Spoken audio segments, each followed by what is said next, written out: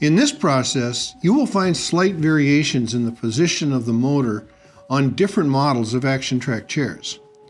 If available, you'll find the procedure much easier and safer from an elevated surface, in particular a platform that allows the tracks to spin freely.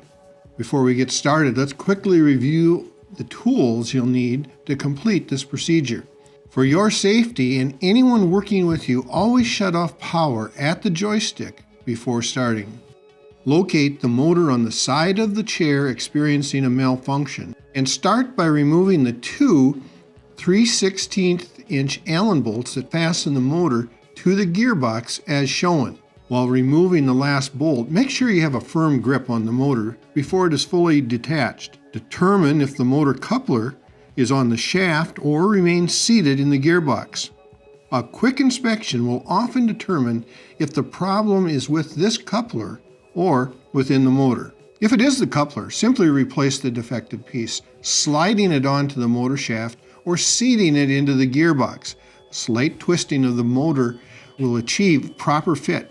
Once firmly seated, reinstall the two 3/16" Allen bolts.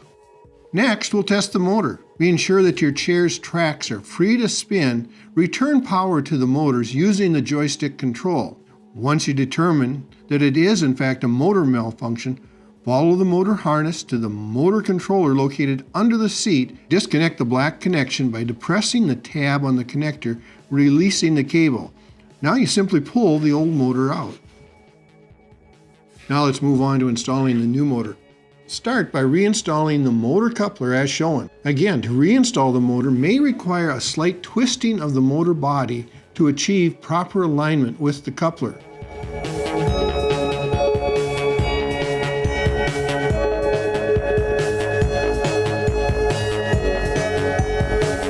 Once the motor is seated firmly, reinstall the two bolts using a 3/16" Allen wrench. Next, reconnect the motor harness following the same procedure as we used earlier. When reconnecting, listen for a solid click and check the connection with a slight tug.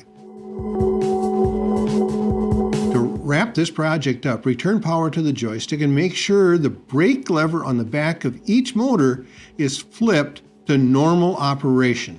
Congratulations! You should once again have a fully functional Action Trackchair.